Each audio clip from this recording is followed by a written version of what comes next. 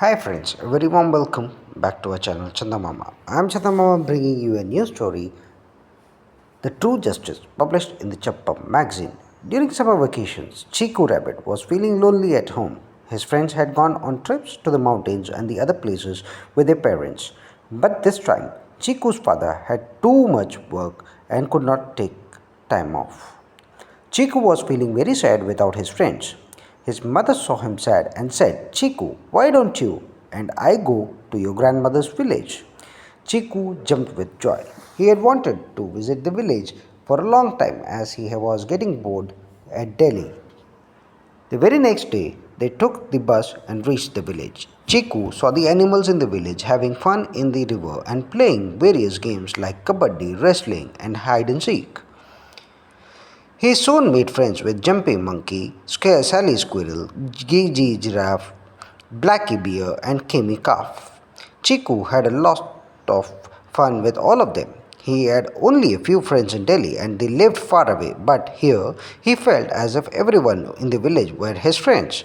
One day, everyone decided to play a different kind of game. They named it Courtroom. A chair was set up for Jumpy. A table was placed in front of the chair and a wooden mallet was placed in the table. Behind the chair, a picture of the lady was of justice holding scales and wearing a black blindfold on her eyes was hung. As soon as Jumpy sat on that chair, he became the judge and started solving the disputes of the animals. Chico enjoyed this game and wanted to become a judge too. Seeing his enthusiasm, Jumpy said, Since Chiku is new, let him be the judge. We all will bring a case before him. Let's see how he resolves disputes. Chiku was very happy. As soon as he became the judge, he hit the table with the hammer. When he did this, all the animals became silent. Chiku liked the power of his hammer. After a while, Sally, disguised as an old woman, reached Chiku's court with the support of a stick. All the animals were secretly watching the spectacle, wondering what would happen next. Blackie called out loudly, The next plaintiff may approach.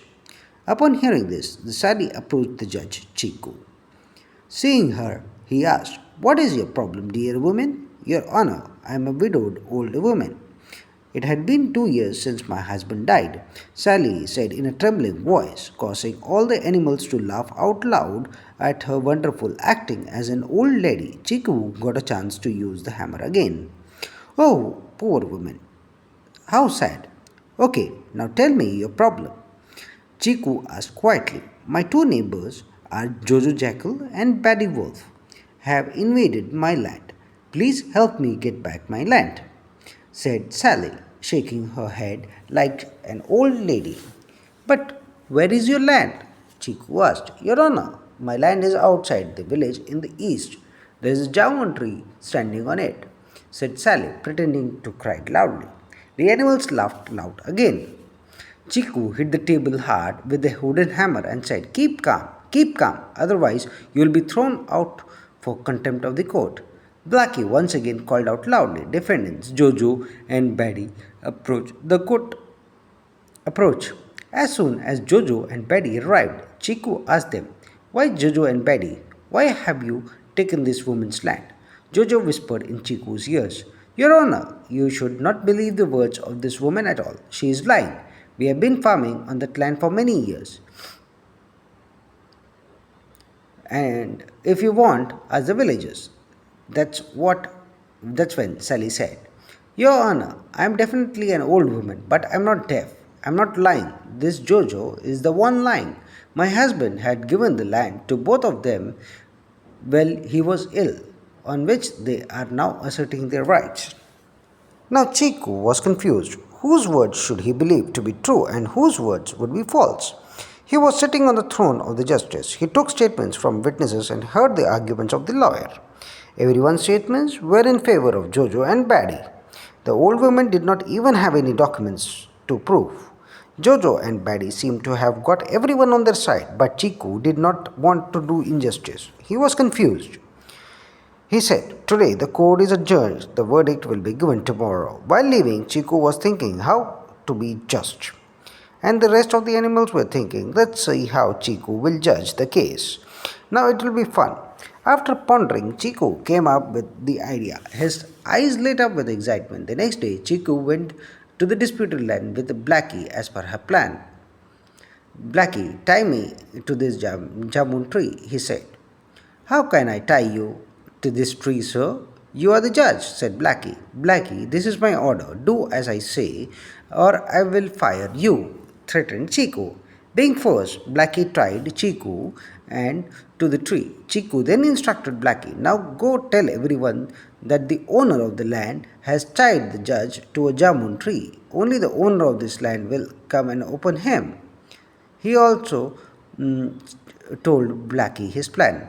Following the plan, Blackie went among the animals and shouted, hey everyone, someone has tied the honorable judge to the jamun tree. Only the true owner of the land can untie him, otherwise, the tree will punish the fake owner. Upon hearing that, Jojo and Betty started trembling with fear. Betty said, Jojo, let's run away from here. There is no value of life compared to that land. Jojo replied, yes, you are right. It seems like this judge has discovered the truth. Somebody must have told him the truth. These days, we cannot trust anyone. Saying this, Jojo and Betty left the village and hid. However, Sally was the honest and brave. She approached Chiku, who was tied to the jamun tree along with the other animals, and said, Your Honor, I do not lie. This land is mine. But I didn't tie you to the tree. Your Honor, where do I have the strength and courage to tie you to a tree? I am telling the truth, even if you hang me for it. Chiku laughed upon hearing this and asked the villagers, Why didn't Jojo and Betty come? What do they say now? They were claiming to be the real owners, weren't they? On behalf of the villagers, Jumpy said, fearing being beaten, both have disappeared. They refused to claim this land as their own. That means the verdict is clear. This land belongs to Sally. One who tells the truth is never afraid, said Chiku. Your Honor, you are right. This land actually belongs to Sally. That's why Jojo and Betty refused to accept the land as their own for fear of being exposed, Jumpy and others said.